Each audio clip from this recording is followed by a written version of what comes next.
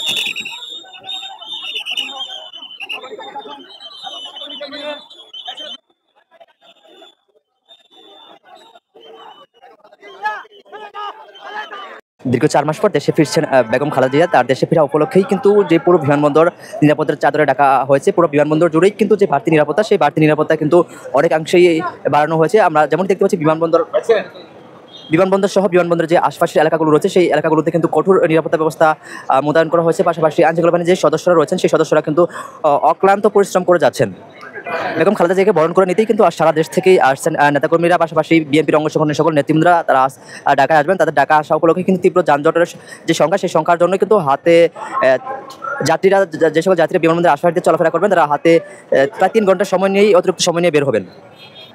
VIP lounge সহ বিমানবন্দরের আশপাশ এলাকায় সকল স্থানে কিন্তু নিরাপত্তার চাদরে ঢাকা বিমানবন্দরের পাশেই কিন্তু বিগত যে দিনগুলো, সেই বিগত দিনগুলোর তুলনায় কিন্তু নিরাপত্তা ব্যবস্থা কঠোর জোরদার করা হয়েছে। আজ দেশে ফিরছেন বেগম জিয়া। সেই বেগম জিয়া দেশে ফেরা উপলক্ষেই ঢাকা আন্তর্জাতিক যে বিমানবন্দর রয়েছে, সেই বিমানবন্দরে কিন্তু পুরো নিরাপত্তার চাদরে ঘিরে রাখা হয়েছে। বিমানবন্দর কিন্তু অন্য দিনের তুলনায় কিন্তু আজ যেই আইনশৃঙ্খলা বাহিনী, সেই আইনশৃঙ্খলা বাহিনী কিন্তু অনেক সংখ্যক বেশি মোতায়েন করা হয়েছে। বিমানবন্দর আজ কিন্তু যে বিমানবন্দরের আশেপাশে এলাকাগুলো রয়েছে, সেই এলাকাগুলোতেও পাশাপাশি বিমানবন্দর যে এলাকাটি রয়েছে, সেই এলাকাটিতে কিন্তু নিরাপত্তার কঠোর চাদরে ডেকে দেওয়া হয়েছে।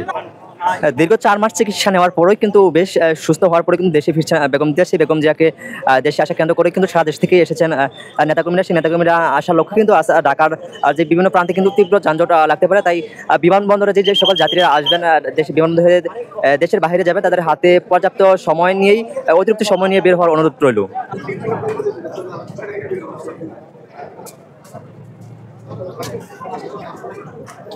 আমাদের নেতৃত্ব দেবেন তারেক রহমান কবে ফিরবেন, এর ব্যাপারে কোনো আছে আপনাদের, কোনো রোডম্যাপ আছে কিনা?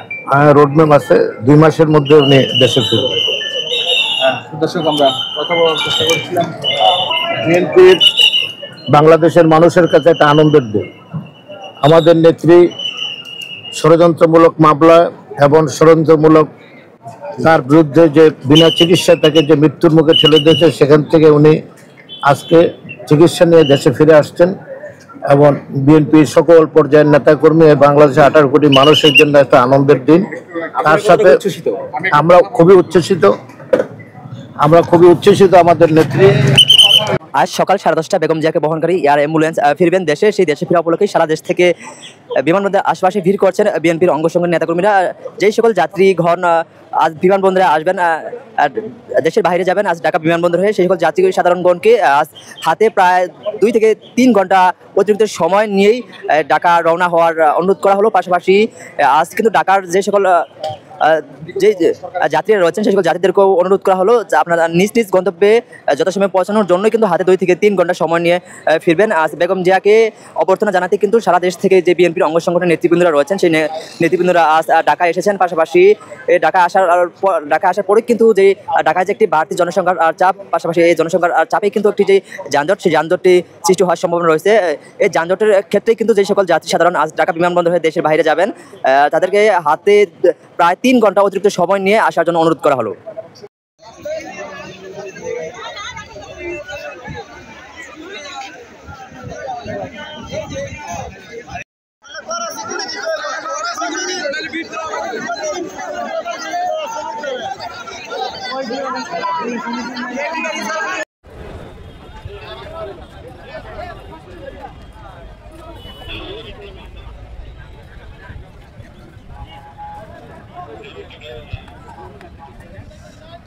আপনারা চলে আসেন,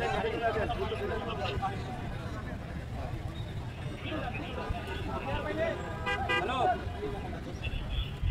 আরে নাম কি এই যে কোনাবাড়ি আছে সেই অ্যাক্সিডেন্ট বাম সাইডে গাড়ির সব ঘোষ কাটেছে একবারে।